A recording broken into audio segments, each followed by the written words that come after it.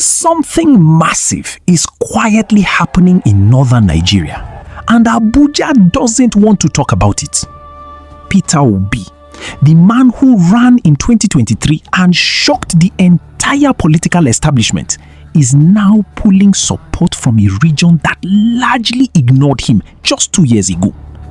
The KWAKWASIYA movement, one of the most organized and loyal political movements in all of Nigeria, has thrown their weight behind him. Northern Christians are declaring openly that 2027 belongs to PETER Obi. And here's what's even more interesting. Nasir El-Rufai, the same man who helped divide the northern vote in 2023, is now reportedly aligned with the direction this coalition is heading. If you understand Nigerian politics, you know what that combination means. But here is the problem, and it is a big problem. There is one single bottleneck standing between PETER Obi and the legitimate shot at Aso Rock in 2027. One political landmine buried right in the middle of his path. And that is the ADC primary, where Atiku Abubakar and Rotimi Amaechi are waiting, all with delegates, money, and the entire party machinery. In this video, we are going to break down exactly how PETER Obi's northern support has grown since 2023, why the Kwankwasiya alliance changes everything, what the numbers tell us, and why, unless something dramatic happens, the ADC primary could be the door that closes before PETER Obi even gets to knock on it. Stay with me. This is going to be detailed. This is going to be honest, and this is going to open your eyes to things most commentators are deliberately avoiding. But before we go into the full breakdown, and trust me, this breakdown is deep, I need to ask you something first. Where are you watching this from right now? Are you in Kano, the heartbeat of the KWAKWASIYA movement, where political loyalty runs in the blood? Are you in Abuja, the chessboard of Nigerian politics, where every deal is made behind closed doors? Are you in Lagos, where the PETER Obi Labour Party wave was so loud in 2023 that even the streets were vibrating? Are you in Port Harcourt, where Rotimi Amaechi still commands serious political loyalty and people are watching the ADC conversation very closely? Or are you in Enugu, deep in the southeast, PETER Obi's home base? Drop your city or state in the comment section right now. I genuinely want to know where my audience is watching from, because this political conversation touches every single region of Nigeria, and your location affects how you feel about every point I'm about to make. Alright, let's get into it. Part 1. PETER Obi in 2023. What the numbers actually told us. To understand why what is happening right now is significant, we need to go back to 2023. In the 2023 presidential election, PETER Obi of the Labour Party received 6.1 million votes. Now, let's be very clear about something that many people gloss over when they talk about those results. PETER Obi achieved that number without any meaningful, organized northern support. Think about that for a moment. 6.1 million votes without the North. In Nigerian presidential politics, the North is not optional. The North accounts for roughly 19 states. The North has the highest concentration of registered voters in the country. Any presidential candidate who cannot crack the North in a meaningful way is essentially fighting with one hand tied behind their back. So what happened in 2023? The northern vote was fractured, completely split between 3 candidates.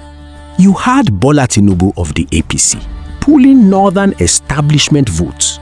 You had Atiku Abubakar of the PDP, who is himself a northerner from Adamawa, commanding loyalty across much of the Muslim North. And then you had Senator Rabiu Kwankwasiya of the NNPP, who locked down Kano and parts of the Northwest with surgical precision. And let's not forget Nasir El-Rufai, who, as the sitting governor of Kaduna at the time, carried enormous influence that was ultimately used in ways that scattered votes across party lines. Peter Obi was essentially locked out of the North, not because Northerners hated him, but because the North already had multiple candidates competing for their attention, and Peter Obi had no structure, no alliance, and no major Northern political figure standing beside him. Despite all of that, he got 6.1 million votes. Now ask yourself this question. What happens when the North is no longer divided? What happens when Peter Obi walks into 2027 with a structured Northern coalition behind him? That is the question that is making people in Aso Rock very uncomfortable right now. Part 2. The KWAKWASIYA movement. Why this is not a small thing. Let's talk about the KWAKWASIYA movement, because a lot of Southern commentators dismiss it as just Kwankwasiya's fan base. That is a dangerous misreading of what this movement actually represents. The KWAKWASIYA is not a political party. It is not just a fan club. It is arguably the most disciplined, most organized grassroots political movement in northern Nigeria, and arguably in all of Nigeria. Senator Rabiu Musa Kwankwasiya built this movement over decades. He served as governor of Kano State. He served as Minister of Defense. He ran for president. His followers, easily recognizable in their signature red caps and red scarves, are not casual supporters. These are people who have shown repeatedly that they will show up on election day and vote the way their movement directs. In 2023, Kwankwasiya delivered Kano State to the NNPP in the presidential election. Let that sink in.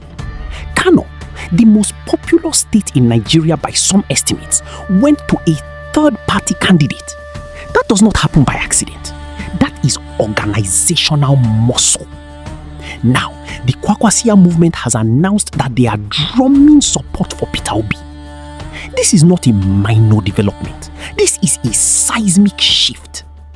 If Kwankwasiya formally steps into a joint ticket or coalition structure with Peter Obi heading into 2027, you are looking at a combination that brings together the Igbo Southeast, the KWAKWASIYA Northwest, Labour Party structures in the South, and increasingly, as we will discuss, Northern Christian votes from the Middle Belt. That is not a losing combination. That is a governing coalition.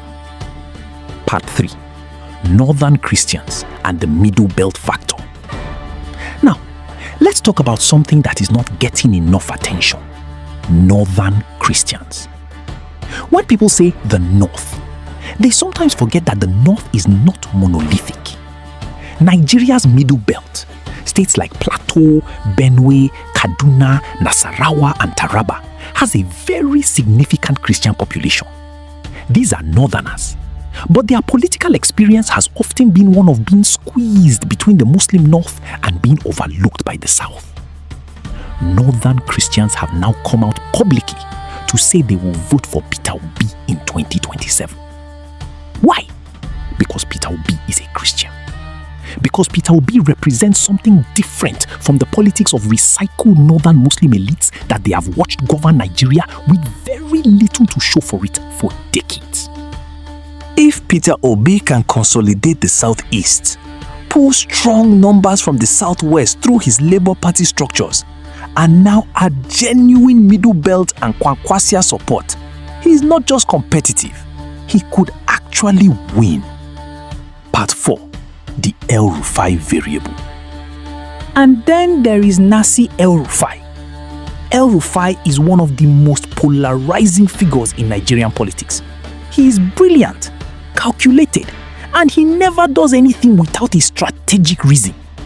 In 2023, his presence as a figure within the APC establishment helped fragment the opposition's potential coalition. Northern votes that might have consolidated around one candidate were scattered. Now, there are credible signals that El-Rufai's political direction in 2027 is aligning with the broader PETER Obi Kwankwasiya coalition conversation. If that alignment becomes real, if El-Rufai commits publicly and structurally to this coalition, the impact on Kaduna State and the Northwest Corridor would be enormous. El-Rufai commands loyalty among educated northern professionals, northern technocrats. El-Rufai stepping into this coalition could be the bridge that makes the PETER Obi Kwankwasiya combination truly national in character. Not just Southeast plus Kano, but a genuine pan-Nigerian coalition with representation from every geopolitical zone. That is the dream scenario. But dreams in Nigerian politics have a way of meeting very harsh realities. And that brings us to part 5. The bottleneck, ADC primary, and why it could end everything. Let's talk about the real issue. The issue that supporters of PETER Obi need to sit down and think about seriously. The entire coalition conversation, the KWAKWASIYA endorsement, the Northern Christian votes, the El-Rufai alignment, all of it depends on PETER Obi having a platform to contest from in 2027. Right now, the platform being discussed is the African Democratic Congress, the ADC. And here is the problem. PETER Obi's chances of winning the ADC primary are, to be honest with you, very slim. Let me explain exactly why, because I want you to understand this clearly. First, Atiku Abubakar is in the ADC. He has money, serious generational money. He has delegates, meaning he has people inside the party structure who will vote the way he directs at a primary. When Atiku commits to a political platform, he does not come to play. He comes to win the internal process. And the ADC is a party whose delegate structure in its current form is largely built around figures that are favorable to Atiku's interests. Second, look at who controls the ADC machinery. The ADC national chairman is David Mark, former Senate President of Nigeria, PDP stalwart, and a man with deep establishment ties. David Mark is not a neutral administrator. His presence in the ADC tells you where the party's internal loyalties lie. Then you have Dino Melaye, the flamboyant, controversial, but politically sharp former senator who now serves as the ADC youth coordinator. Dino Melaye is not PETER Obi's friend. He has been publicly dismissive of the PETER Obi movement. His presence as youth coordinator means that the mobilization machinery for the primary is not being built to favor an outsider candidate. Fourth, there is Rotimi Amaechi. Amaechi is a former governor of Rivers State, former minister of transportation, and a man who has significant political support in the South-South. He is also positioning for the ADC ticket. Amaechi brings his own block of delegates and his own financial muscle. So you have, within the ADC, Atiku with his delegates and war chest, David Mark running the party, Dino Melaye coordinating youth and mobilization, Amaechi as a credible alternative candidate, and then PETER Obi, who, despite his popularity with ordinary Nigerians, does not have deep delegate structures inside the ADC. This is the fundamental problem with Nigerian politics that PETER Obi supporters often do not want to hear. In Nigerian primaries, it is not the people who vote, it is the delegates. And delegates can be bought. Delegates can be pressured. Delegates can be directed by party bosses who have been in the game for 30 years. PETER Obi's strength is with ordinary Nigerians, young people, professionals, diaspora, civil society. That base is powerful in a general election, but it means very little in an ADC delegate primary where a room full of party insiders are making the decision. This is not speculation. this is how Nigerian politics has always worked. Part 6. What are the options? So what does this mean for Peter Obi going forward? What are the realistic paths? Option 1. Contest the ADC primary anyway. Peter Obi could enter the ADC primary and fight. He could try to build delegate relationships, bring in resources, and compete. The risk is losing, and a public primary loss would damage his political narrative going into 2027. It would give his opponent the chance to say he was tested inside a party process and rejected. Option 2. Find a different platform. This is the option that many political analysts are quietly discussing. Could Peter Obi remain in the Labour Party and strengthen it for 2027? Could the Labour Party and NNPP form a formal pre-election coalition or merger that gives Peter Obi a stronger structural base without having to fight Atiku inside the ADC? This conversation is not settled, but it may be the more viable path. Option 3. Force a negotiated outcome. If the pressure from the KWAKWASIYA movement, Northern Christians, El-Rufai's alignment and Labour Party structures becomes large enough, could it force a negotiation where Atiku stays? And until that changes, the Northern Coalition building, while genuinely significant and real, is building a house without a confirmed foundation to stand on. Part 7. The bigger picture. What 2027 actually looks like. Let me zoom out for a moment. Tinubu is governing a country where fuel prices have tripled. The naira has crashed. Food inflation has squeezed families across every region. And the security situation in the northwest and northeast remains deeply troubling. The man who beats Tinubu in 2027 does not need to be a perfect candidate. He needs to be a credible alternative with a national coalition that crosses ethnic and regional lines. Peter Obi, if he can solve the platform problem, is that candidate.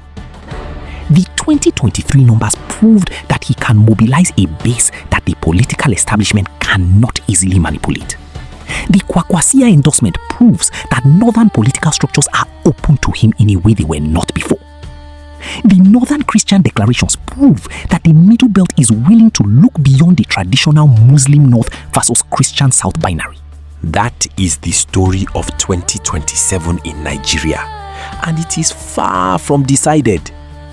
Alright, that is the full breakdown. Now I want to hear from you. Do you think Peter Obi should fight for the ADC ticket? Or should he build a stronger Labour Party coalition and contest on a different platform? Drop your take in the comments below. If this video gave you something to think about, something that the mainstream Nigerian media is not fully analyzing, please hit that like button right now. It takes 2 seconds and it helps this channel reach more Nigerians who deserve honest political analysis. Subscribe if you are not already part of this community. We break down Nigerian politics without fear, without favor, and without agenda. Just facts and analysis. And share this video